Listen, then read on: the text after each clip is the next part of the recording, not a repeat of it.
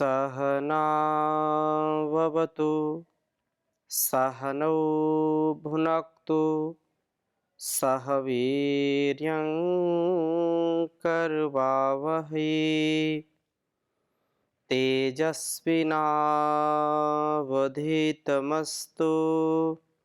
मा विद्विषावहै। ओम शांति शांति शांति। वेदोक्त वाणी व्यवहार की स्वाध्याय की कक्षा में आप सभी का हार्दिक स्वागत है, अभिनंदन है।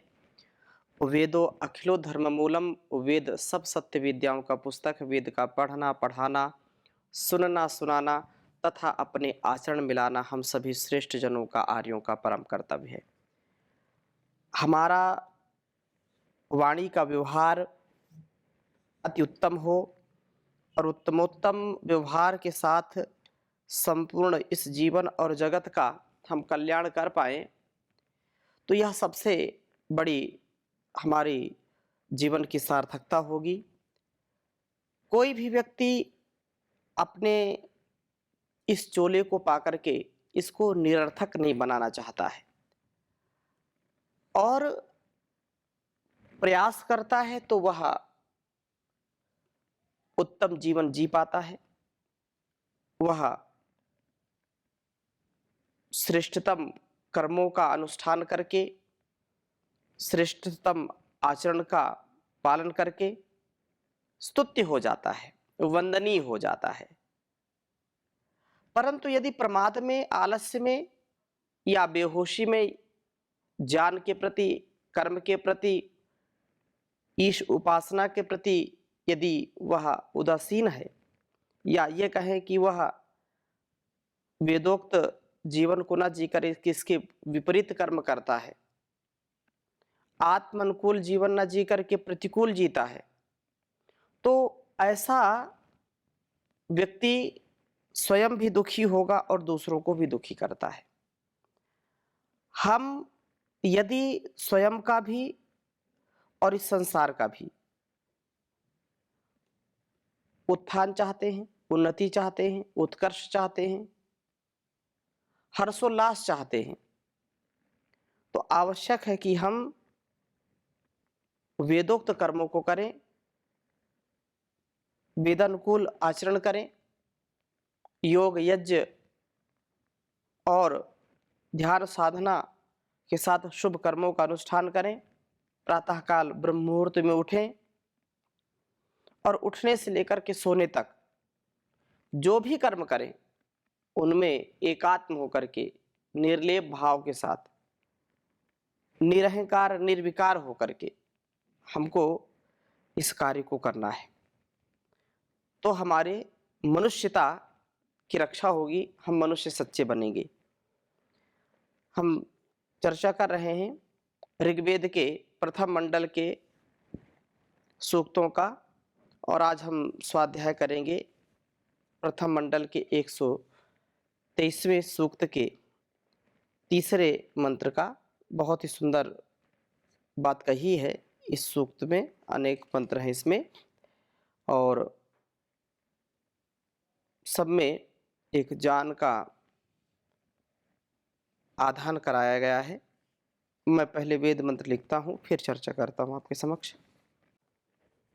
ओम यदद्य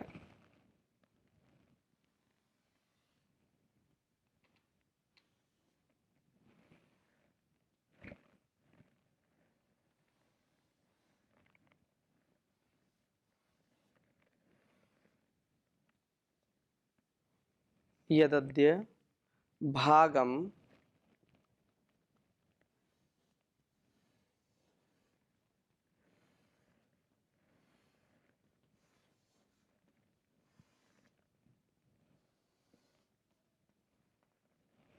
यदद्य भागम विभजासि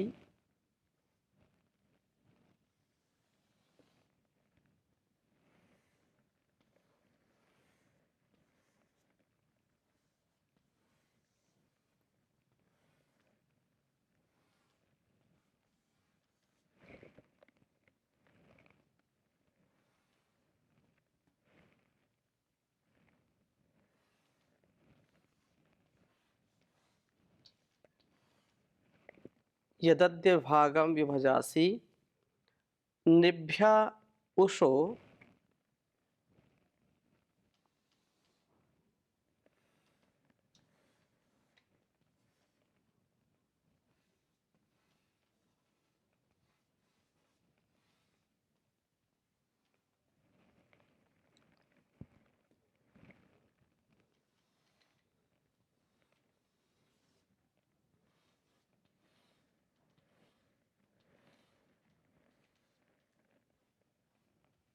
निभ्या उषो देवी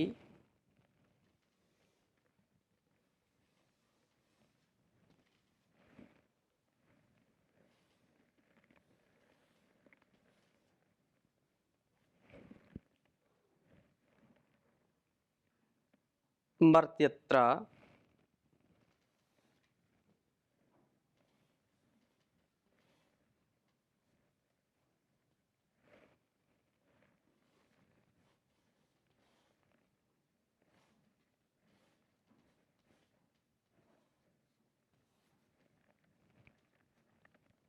मर्त्यत्र सुजाते।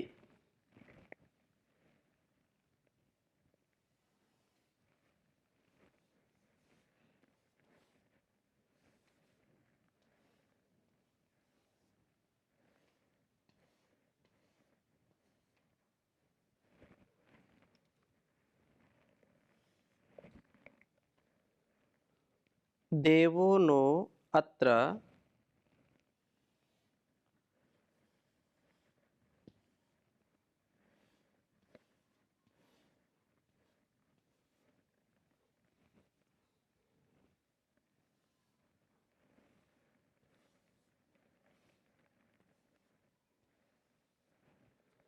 देवो नो अत्र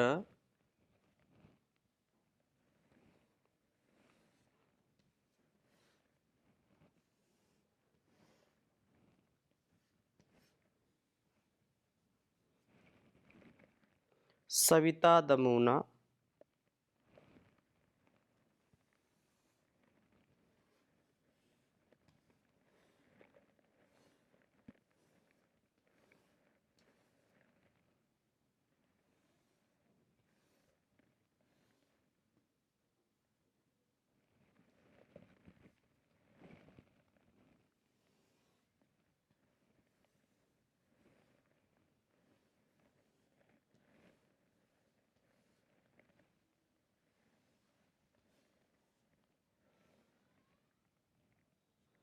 सविता दमुना अनागसो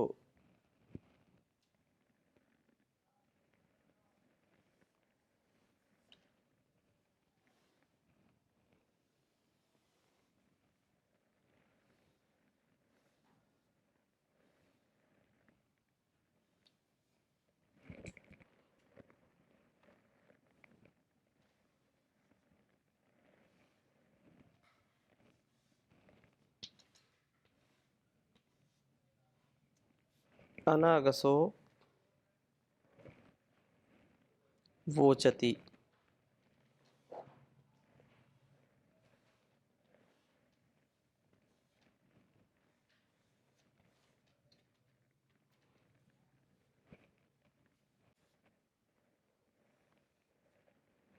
अनागसो वोचति सूर्याय।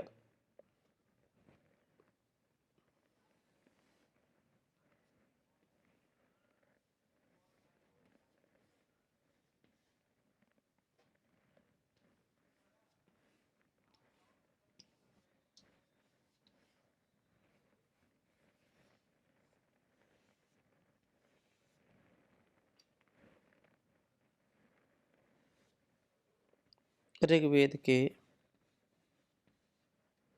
प्रथम मंडल के 123वें सूक्त का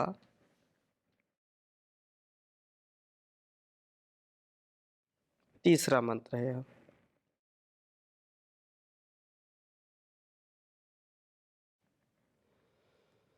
ओम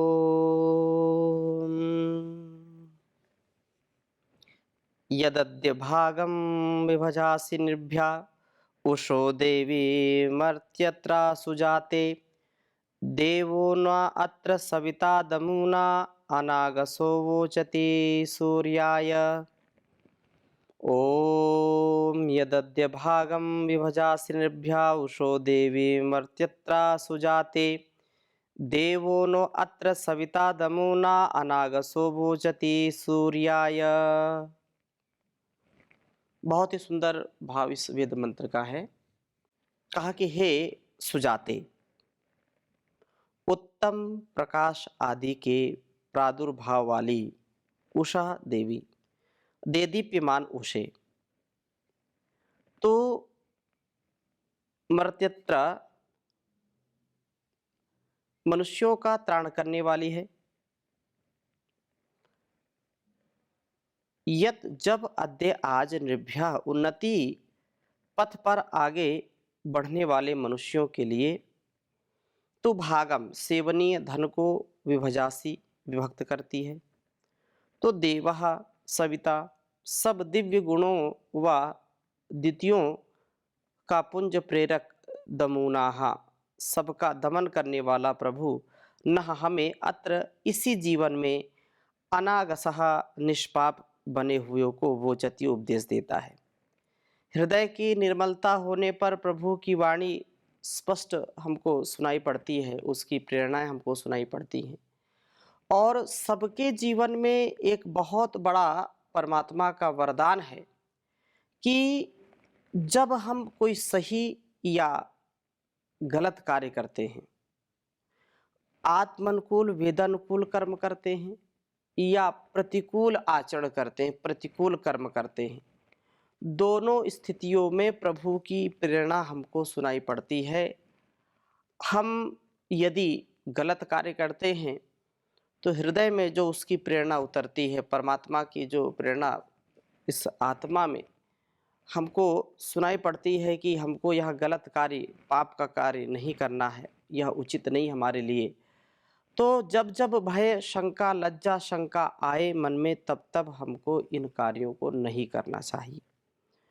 और यदि उत्साह के साथ, उमंग के साथ संसार के कल्याण के लिए, उद्धार के लिए, अपने जीवन के सुधार के लिए हम वेदोक्त कर्मों को करते हैं, आत्म अनुकूल आचरण करते हैं, ऋषि प्रोक्त आचरण करते हैं, कितना भी उसमें सैकड़ों प्रकार, हजारों प्रकार के भी यदि कष्ट आए, मुसीबतें आए, तो भी उस कार्य को कभी हमको रोकना नहीं चाहिए, उस कार्य को करना चाहिए। अंतः प्रेरणा जो हमको मिलती है प्रभु की कि नहीं, इस कार्य में हमको पीछे नहीं आना, इस कार्य को करना ही करना है। कार्यम व साधेयम देहम व पातेयम, कार्य की सिद्धि या देह का पतन हो।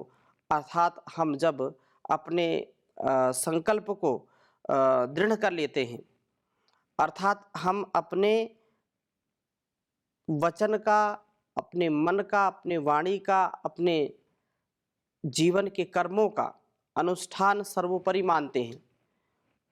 मनसा वाचा कर्मणा, वेदोक्त जो कर्म हैं उनसे हम कभी पीछे नहीं आते, तो हमारा आनंद बढ़ता चला जाता है और हमारा सामर्थ्य भी बढ़ता चला जाता है।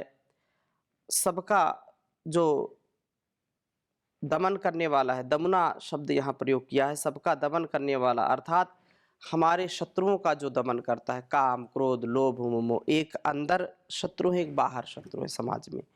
हमारे अंदर का काम, क्रोध, लोभ, मोह, ईर्ष्या, द्वेष, छल, कपट, ये जो दुर्भावनाएं हैं, ये पाप हैं हमारे अंदर के, ये हमारे अंदर के जो है आसुरी स्वभाव को बढ़ाने वाले अवगुण है, दुर्गुण है। इसी प्रकार से संसार में भी जो संसार का भोग है, जो संसार में जो है अलग अलग प्रकार के आकर्षण हैं, वह आकर्षण हमारे लिए विष के समान है। इसलिए कहा कि मुक्तिम इच्छसि चेतात विषयान विषवत त्यज। ये संसार के जो विषय हैं, इनको विष के समान त्याग दो यदि तुम मुक्ति चाहते हो। तो यहाँ प्रभु का भी ऐसा ही यहाँ पर जो है गुणगान किया है कि जो प्रभात में उठ करके उसके आज्ञा के अनुसार कार्य करते हैं, उसकी वाणी का जीवन में स्वभाव में उसको उतारते हैं, तो प्रभु की प्रेरणा उनको सदा सुनाई पड़ती है, प्रभु उनके अंग संग होता है। हम भी यदि अपने से बड़ों का, माता पिता, गुरु, आचार्य और शास्त्रों का जो संकेत है, जो उपदेश है, जो आदेश है, संदेश है, उसको यदि हम आत्मसात करेंगे, यदि हम अपने मन में, अपने वाणी में, अपने व्यवहार में उसको उतारेंगे, तो याद रखना हमारे संसार के जितने भी शुभ हैं वो हम सबको प्राप्त होंगे। सबका आशीर्वाद मिलेगा, सबकी प्रेरणाएँ हमको सुनने को मिलेंगी। यदि हम अपने वाणी का, अपने मन का, अपनी इंद्रियों का नियंत्रण नहीं रख पाते हैं, मन जो है हमारा चंचल होता है, वाणी भी कुछ न कुछ जो है उसका दुरुपयोग हम करते रहते हैं, गलत प्रयोग करते हैं, तो उसका सामर्थ्य क्षीण होने लगता है और वह कष्टकारी हो जाता है। वह हमारे लिए भी, दूसरों के लिए भी हानिकारक हो जाता है। हम ऐसी वाणी का प्रयोग करें जो वास्तव में वेदोक्त है, जो ऋषियों ने जीवन जिया है वैसा हमारा जीवन हो। इस प्रकार से जो जिएगा तो अनागशः निष्पाप बने हुओं को वोचति उपदेश देता है, अर्थात जो कल्याणी वेदवाणी का स्वाध्याय करके उस वैसा जीवन में उतारेगा, निष्पाप हो जाएगा और परमात्मा का उपदेश उसको साक्षात सुनाई पड़ेगा। कुछ लोग जो ये कहते हैं कि नहीं नहीं, हमको तो कुछ पता नहीं है, क्योंकि कोई चीज़ सामने होगी तभी हम उसका प्रत्यक्ष करेंगे, तब हम उसको मानेंगे, ये सब अनावश्यक बातें हैं। लेकिन जब वह व्यक्ति किसी मुसीबत में होता है, किसी संकट में होता है, आपत्ति में होता है, विपत्ति में होता है, तो फिर उसको अंदर से जो प्रेरणा है, जो उसका प्रेरक तत्व है, उसको जब थोड़ा-थोड़ा उससे बचाव अनुभव होता है कि नहीं, यह अंदर की शक्ति मुझको कुछ बल दे रही है और बाहर की शक्ति क्षीण हो रही है, तो धीरे-धीरे उसका भी विश्वास बढ़ने लगता है। इसलिए हम बड़ों का कभी अनादर न करें, बड़ों को हम सदा हृदय में स्थान दें और यह प्रभु का उपदेश सूर्याय हमें सूर्य बनने के लिए होता है, अर्थात जो माता-पिता बड़ों से हम जो सीखते हैं, उसको धारण करते हैं, वैसी हमारी वाणी व्यवहार होता है, तो वह व्यवहार, वह हमारा संस्कार हमारे कुल वंश परंपरा को, हमारे जीवन को उन्नत बना देता है और निर्मलता के साथ, जैसे सूर्य जो है सबके लिए प्रकाश का स्रोत है, ऊर्जा का स्रोत है, सारे संसार के जो अवगुण हैं, दुर्गुण हैं, वो सब जो है उसको नष्ट कर देता है। ऐसे हमारा जीवन भी सूर्य जैसा हो जाता है, क्योंकि हमने बड़ों की बात माना है और वैसा ही हमने आचरण किया है, तो वैसे आचरण से हमारा चहुओर विकास ही होगा, कभी विनाश को हम प्राप्त नहीं होंगे। यह प्रभु का उपदेश हमें हर प्रकार से प्रकाश से युक्त बनाता है। उस उपदेश को सुन कर के जो है अतंद्र भाव से क्रियाओं को करते हुए हम सूर्य की भांति चमकने लगते हैं। प्रभु की ज्योति भी सूर्य में उपमित है। हम भी सूर्य के समान बनते हुए प्रभु के छोटे रूप बन जाते हैं। उषा हमें सेवनी धनों का जो है धनोपार्जन या ये कहें धन को प्राप्त कराए। हम निष्पाप बन करके प्रभु की वाणी को सुने और उसके अनुसार चलते हुए सूर्य की भांति चमके। स्वस्ति पंथा मनुचरेम सूर्या चंद्रमसा विव पुनर्दत्ताग्नता जानता संगमे मही। हम देखें तो कभी विचार तो करें कि यह जो सूर्य है, यह जो चंद्र है, वो अनादिकाल से ऐसे ही हर सृष्टि में आता है, ऐसे बनते हैं और जब जो है अस्त होते हैं और जो है उदय होते हैं, उदय अस्त का यह कार्य सदा चलता रहता है। वो चरैवेति चलते रहते हैं। एक व्यवहार के लिए तो हम प्रयोग करते ही हैं। पृथ्वी भी अपने नियम से बंधी है, सूर्य चंद्र भी अपने नियम से बंधे हैं। तो क्यों वो इस प्रकार से अपना अच्छा जीवन, मतलब जीवन का तात्पर्य है कि जब ये सृष्टि है, जब तक तब तक तो है ही है। तो इतना बड़ा ऊर्जा का स्रोत वो भी ईश्वर की व्यवस्था में है, उसका कभी अतिक्रमण नहीं करते। जैसा जितना और जहाँ पर जिसकी नियुक्ति की है ईश्वर ने, हाथी हो, घोड़ा हो, चींटी हो, हाथी हो, चाहे कोई भी हो, संसार में हम जीव जंतु छोटे बड़े सब देखते हैं। जैसा जिसका कर्तव्य है, जिसकी जो व्यवस्था है, वैसे उसमें वो रचा बसा है। हम अपने जीवन और जगत के कल्याण के लिए सुंदर और अहर्निश पुरुषार्थ करने वाले बने। इसी प्रकार से यहाँ पर इस बात को कहा है कि उत्तम गुणों को हम धारण करें और उत्तम से उत्तम हम बनते चले जाएं। यहाँ पर 5वें मंत्र में भी बहुत सुंदर बात कही है और 6ठे मंत्र में भी कि हे सुनृते, उत्तम दुखों का परिहार करने वाली तथा ठीक समय पर आने वाली सुऊन ऋत, उसे भगस्य ऐश्वर्य की स्वसा बहिन है। ऐश्वर्य को उत्तम स्थिति में रखने वाली सुअस तथा वरुणस्य जामी, श्रेष्ठता को जन्म देने वाली है। सब देव तुझमें ही हैं, स्तुति करते हैं। हम उषा के महत्व का स्मरण करते हुए सर्व प्रकार से ऐश्वर्य और श्रेष्ठता को प्राप्त करें। यह जो अघस्य पाप का धाता धारण करने वाला सह वह पश्चात पीछे दध्या जाने वाला हो। जो पापी इस उषा में कभी हमारे सामने ना आए, तम इस पापी को दक्षिणा या हमारी उन्नति की कारणभूत तेरे द्वारा तथा रथेन उन्नति के मार्ग पर आगे बढ़ने वाले शरीर रथ के द्वारा जय माँ हम जीते। दक्षिणा शब्द का अर्थ दान वृत्ति के द्वारा भी हो सकता है। दान की वृत्ति के द्वारा हम पाप को पराजित कर देते हैं, क्योंकि दानम दारिद्र्य नाशनम, ये बात कही है कि जो दान करता है उसकी दरिद्रता क्षीण हो जाती है, नष्ट हो जाती है। लेकिन जो एक एक पाई जोड़ते हैं और किसी काम में नहीं आती, तो वो तो परेशान होते हैं।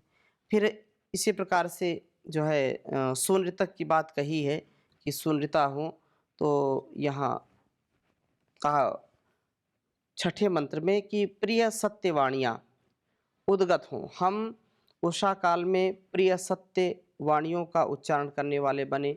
झूठ न बोलें, गलत न बोलें, मिथ्या न बोलें। सत्य का जो है उदीरताम सुनृता उत पुरंधीर रुद्गयः शुशुचानासो अस्थो स्पृहा वसूनि तमसा पगूढ़्याहि विष्कृत्यवन्त्यु शशो विभाति ही। तो ये कहा कि हमारी जो वाणी है वो सुबह सुबह गलत उससे उच्चारण ना हो, सम्यक उच्चारण हो, सुंदर सरस और उन्नति के पथ पर आगे ले। पुरंधी ही पालक व पूरक प्रज्ञाएं उद्गत हों, अर्थात अग्नि हम उषा वेला में हम में पालनात्मक और पूर्णात्मक विचार उत्पन्न हों।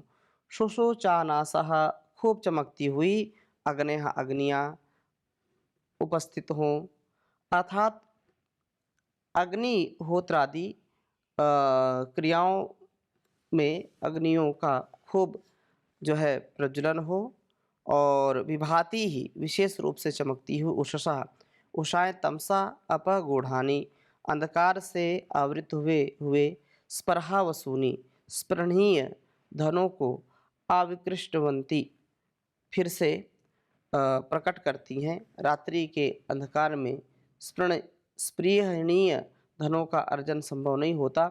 उषा हमें उन धनों के अर्जन के योग्य बनाती है। हम सबसे सच्चा, सबसे अच्छा जो धन है वो है स्वास्थ्य का, तन का, मन का और घर परिवार का और इस संसार का जो संतुलन है वो बना रहे, तो निसंदेह प्रभु की हमारे सबके ऊपर बड़ी कृपा और बड़ा ही उसका अनुग्रह रहेगा। ऐसा हमारा सबका मन और प्रार्थना जरूर होनी चाहिए। तो आगे और हम चर्चा करेंगे, अभी यहीं पर विराम लेते हैं। ओम शांति शांति शांति।